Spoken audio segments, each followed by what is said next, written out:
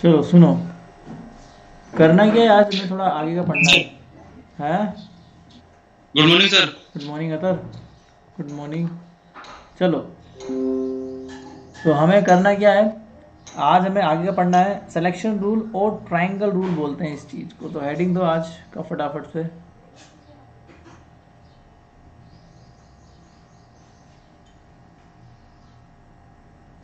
Selection rule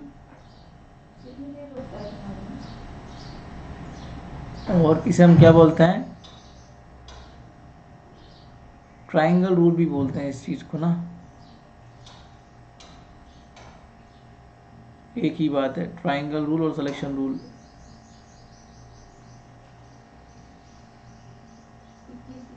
तो इसमें कुछ नहीं करना। सो एकदम ऐड करना है, मतलब दो या दो से ज़्यादा अगर एंगुलर मोमेंटम है, हम लोगों ने सी जी कोफिशिएंट पढ़े थे। सी जी कोफिशिएंट जो होते हैं वो एडिशन होता है एंगुलर मोमेंटम्स का।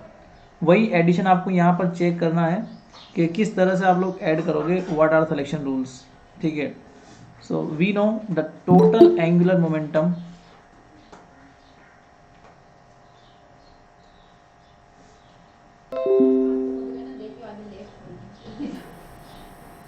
so we know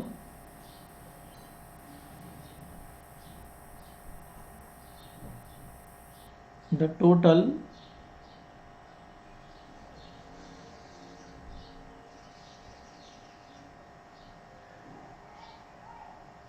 angular momentum of combined system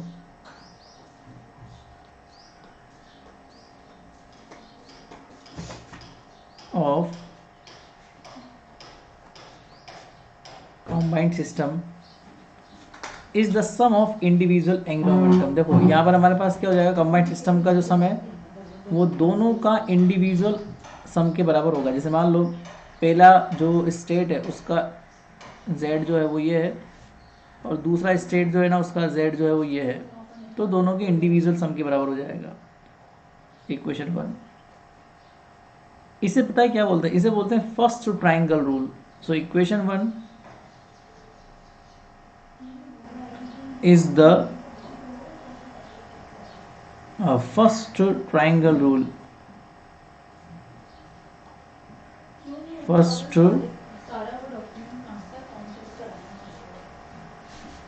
triangle rule.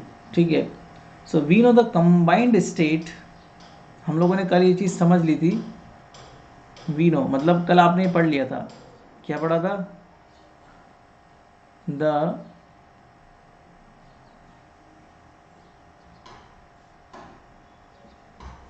Combined state can be, combined state can be shown in terms of, shown in terms of C G coefficient. ये बात तुम्हें पता है कि सी G coefficient की form में इसको हम शो कर सकते हैं।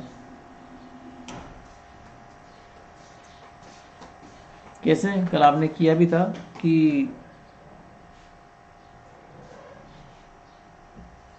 जे M is equal to J1M1 J2M2 J1M1 and J2M2 साथ में JM। ठीक है। Equation two. ठीक है। Now operating J cap operator, आप लोग क्या करो इसमें जे कैप ऑपरेट करा दो। तो ऑपरेटिंग जे जेड कैप। ठीक है। तो देखना, जैसे आप जे जेड लगाओगे इसमें, तो यहाँ पर भी आप लगा दो जे जेड,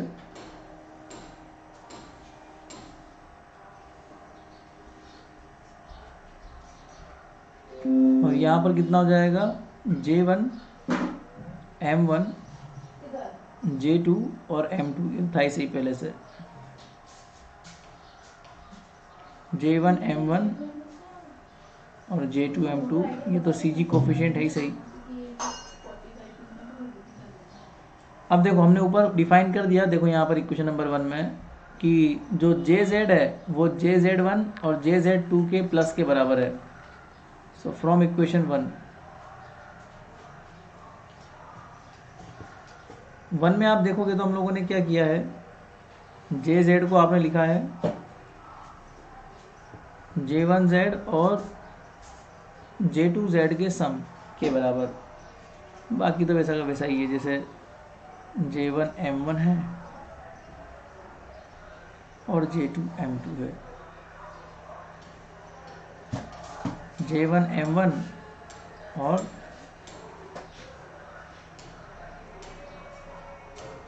JM है ही सही यहाँ पर। अब हम लोग क्या कर सकते हैं, जब मैं इस J1 M1 को इस स्टेट पर ऑपरेट कराऊंगा तो बेटा ये पहली पार्टिकल की स्टेट है, तो पहली पार्टिकल की स्टेट J बराबर क्या होता है, MH कट। तो ऑब्वियस बात है पहली पार्टिकल की स्टेट जो है ना वो पहला पार्टिकल का M1 देगा आपको, तो ये कराओगे तो ऑब्वियस बात है हमारे पास कितना जाएगा, M1H कट, और आइगन स्टेट में चेंज आता नहीं है वैसे भी, तो J1 M1 और J2 M2। सिमिलरली आप यहाँ पे देखोगे तो जब मैं इस J2 को ऑपरेट कराऊंगा इसके ऊपर, तो ये दूसरी पार्टिकल की स्टेट है, तो दूसरी पार्टिकल का एंगुलर मोमेंटम इफेक्ट मतलब magnetic moment magnetic quantum number effect होगा MH कट, और स्टेट चेंज करता नहीं है ये, तो ये स्टेट वैसी की वैसी रहेगी। आपको ये बात पता है ना कि JZ को अगर मैं JM पर ऑपरेट करवाता हूँ तो MH कट आता है और स्टेट चेंज नहीं होती है, वही काम कर रहा हूँ मैं, है ना। तो ये दूसरी पार्टिकल के लिए कर रहा हूँ मैं, तो J2 M2, और फिर पीछे वाला तो वैसा का वैसा है ही सही, पीछे वाले में कोई परिवर्तन नहीं है, ठीक है। ये तो मैंने J1 M1 के लिए काम किया है, तो यहाँ पर कोई परिवर्तन नहीं है, J1 M1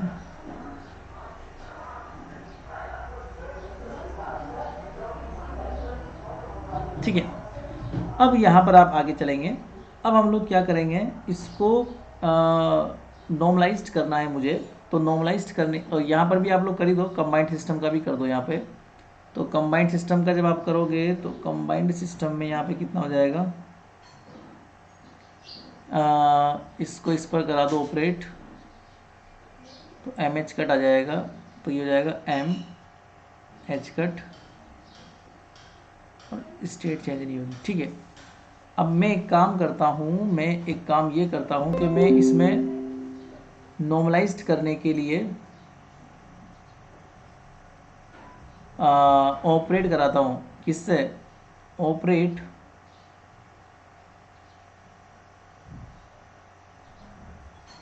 ब्रा J1 M1 J2 M2, ताकि मैं नॉर्मलाइज्ड कर पाऊँ इसको। तो मैं जैसे ही करता हूँ ना इसको, तो ये तो आइगन स्टेट है, तो ये तो बाहर आ जाएगी, आइगन वैल्यू है, आइगन वैल्यू तो हमेशा बाहर आ जाती है, अंदर नहीं रहती। ऑपरेटर अगर होता है तो वो अंदर रहता है, पर ये आइगन वैल्यू है, तो J1 M1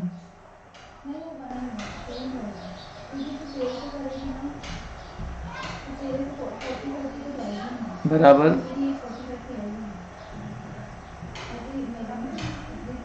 J1 M1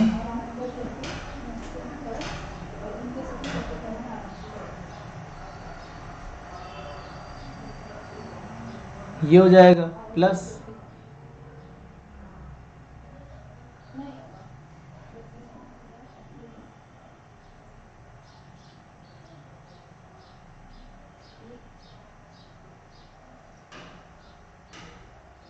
ये होगा, ठीक है। ये मैंने कर दिया, यहाँ तो कोई इफेक्ट होगा नहीं, तो ये तो ऐसा कैसा रहेगा, J1 M1 J2 M2 और JM, इसकी वैल्यू 1 हो जाएगी क्योंकि ये नॉर्मलाइज्ड हो गया, इसकी वैल्यू 1 हो जाएगी बिकॉज ये नॉर्मलाइज्ड हो गया। तो हमारे पास कितना बचेगा नॉर्मलाइज्ड होने के बाद में, MH कट J1 M1 और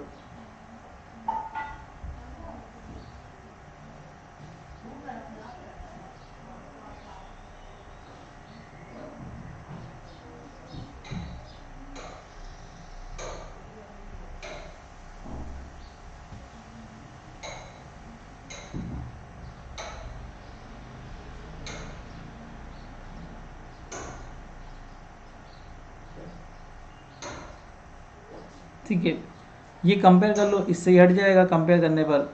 तो ये कितना हो जाएगा मेरे पास, एम एच कट बराबर M1 H cut plus M2 H cut. तो कंबाइंड सिस्टम का M कितना हो जाएगा, M1 प्लस M2। ये इक्वेशन नंबर 4 हो गई मेरे पास। ठीक है, इक्वेशन नंबर 3 ये वाली थी, तो आप लोग चाहो तो उसको लगा लो, क्योंकि आपने इक्वेशन नंबर 3 में जो है कुछ ऑपरेट करवाया है। इसी प्रकार से इक्वेशन नंबर 4 ये वाली हो गई। ना equation 4 shows the second triangle rule, है ना। तो हमने ऊपर देखा था फर्स्ट ट्राइंगल रूल, अब ये है second triangle rule. Equation 4 is second triangle rule.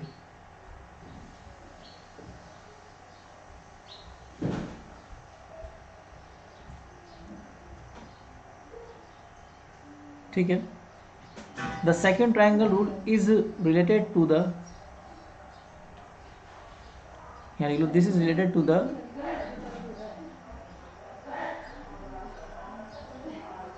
this is related to the eigenvalue of jz cap operator, eigenvalue of jz cap operator। ठीक है ना। अनादर सिलेक्शन रूल, अब आपको ये बात पता है कि मैग्नेटिक क्वांटम नंबर जो होता है ना, वो J1 प्लस J2 से लेके और J1 माइनस J2 तक होता है, और यही तुम्हारे पास सिलेक्शन रूल होता है ना। अनादर, ये एक और सिलेक्शन रूल है तुम्हारे पास, अनादर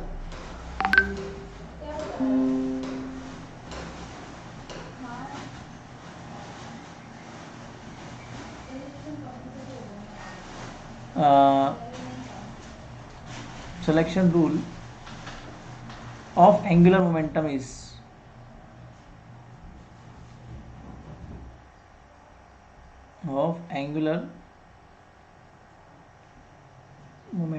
तो देखो क्या है सिलेक्शन रूल अनादर, कि J1 माइनस J2 से लेके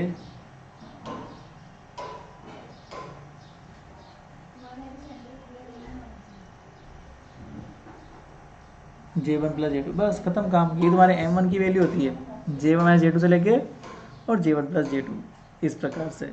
ठीक है, अब इसके बाद में थोड़े से और ज़्यादा मैं तुम्हें सिलेक्शन रूल समझाता हूँ कि और कौन कौन से सिलेक्शन रूल हो सकते हैं M की वैल्यूज़ के लिए और J की वैल्यूज़ के लिए। इनका रिवीजन तो करते रहना तुम लोग, रिवीजन नहीं करोगे तो तुम लोग वैसे भी समझ में नहीं आएगा तुम्हारी, क्योंकि आगे CG कोफिशिएंट अब मेन रूप से अब आएंगे।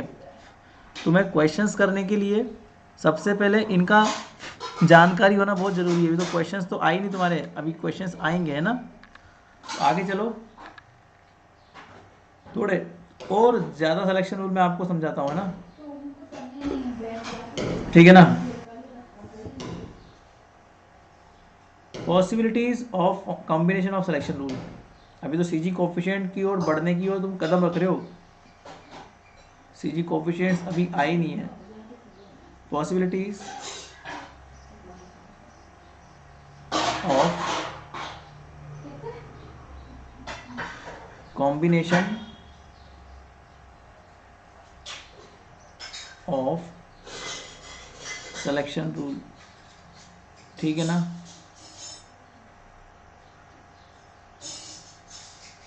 और देखो क्या क्या पॉसिबल कॉम्बिनेशन हो सकते हैं तुम्हारे सिलेक्शन रूल्स के। नंबर पहला, maximum value of J is always M। Maximum value of J is always M। इस बात का याद है तुम्हें, दैट इज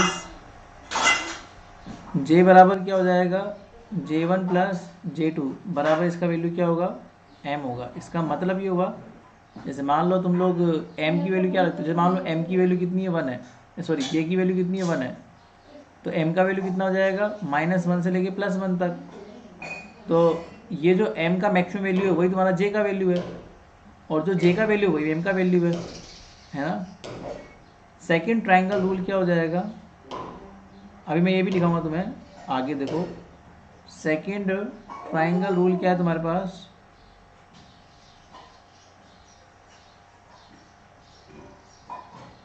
ट्रायंगल नहीं triangle, sorry, second triangle rule.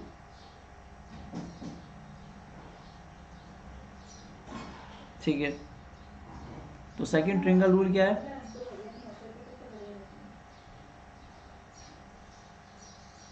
कि m बराबर तुम्हारे पास m1 प्लस m2 है। ठीक है, अभी ऊपर आप लोगों ने क्या बोला, ये m के बराबर है, इसका मतलब ये हुआ कि J1 प्लस J2 बराबर क्या हुआ, m1 प्लस m2। तो सिलेक्शन रूल ये बोलता है तुम्हारा कि आप लोग ऐसे कर सकते हो कि J1 बराबर m1 और J2 बराबर m2। तो ये तुम्हारे पास सिलेक्शन रूल हो गया।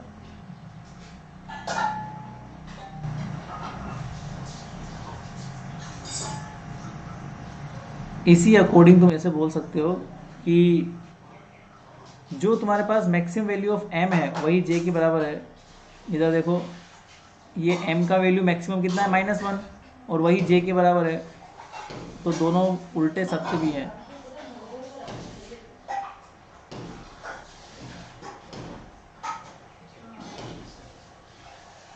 मैक्सिमम वैल्यू ऑफ m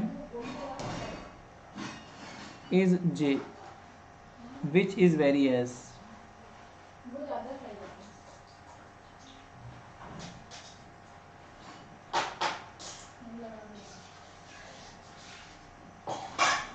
कैसे वेरी करता है ये तुम्हें थोड़ा याद रखना पड़ेगा। m की वैल्यू जो है ना वो j के बराबर होगी, और वेरी करेगा मतलब ये है कि j का वैल्यू एक कम भी हो सकता है J1 प्लस J2 से।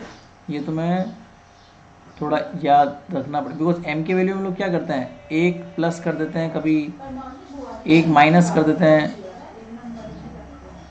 ठीक है ना, तो ये तुम याद रखना कि हम एक उसको बढ़ा भी सकते हैं, तो सिलेक्शन रूल में आता है कि एक कम भी कर सकते हैं इसको।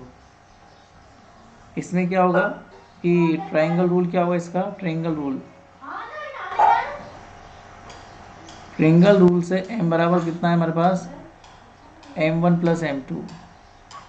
तो इसका मतलब ये हुआ कि m1 बराबर J1 हो सकता है, और m2 बराबर J2 माइनस 1, या फिर m1 बराबर J1 माइनस 1 और m2 बराबर J2, दोनों ही पॉसिबल है कंडीशंस। तो ये दूसरा सिलेक्शन रूल है।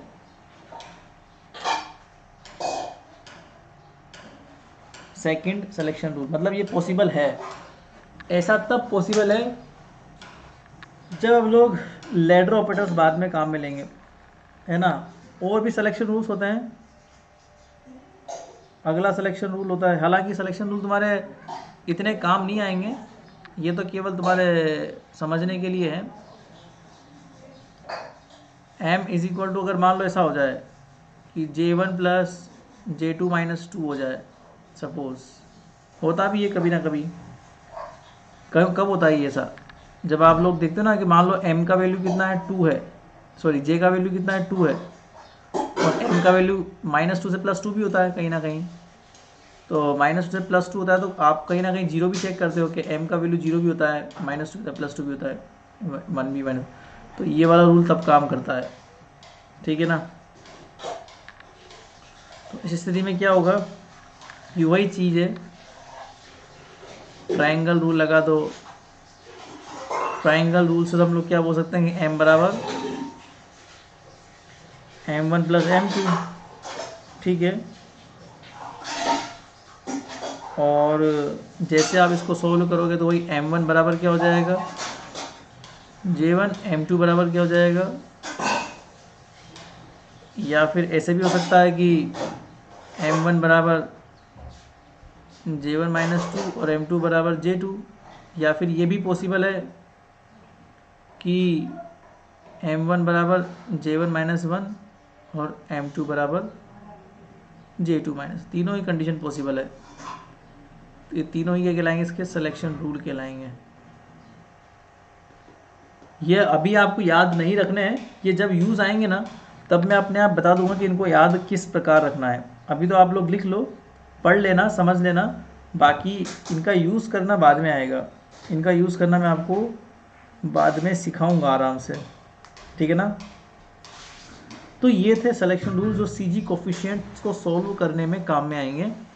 अभी नहीं आएंगे, जब अपन सवाल करेंगे कल या परसों। अभी तो आज तो सैटरडे शायद, तो नहीं सैटरडे नहीं, आज तो फ्राइडे है ना, तो कल सैटरडे है। तो ना कल हम कुछ और करेंगे रिकर्जन रिलेशन। तो रिकर्जन रिलेशन के बाद में फिर हम लोग करेंगे construction of CG coefficient matrix. फिर जब कंस्ट्रक्ट कर देंगे तो कंस्ट्रक्ट करने के बाद में फिर हम लोग सवाल पे आएंगे धीरे धीरे करके। तो 2-3 दिन लग जाएंगे सवाल करते करते सीजी कोफिशिएंट के, और वो सवाल जो है ना वो आपके एग्ज़ाम में आते हैं। तो सवाल समझने के लिए आपको ये सब स्टेप्स फॉलो करनी पड़ेगी। इन स्टेप्स को फॉलो करना, तब जाके तुम मेन क्वेश्चंस पे आओगे जो तुम्हें समझ में आएंगे, ठीक है ना। तो एक बार इनका और रिवीजन करके आओ तुम लोग, ठीक है।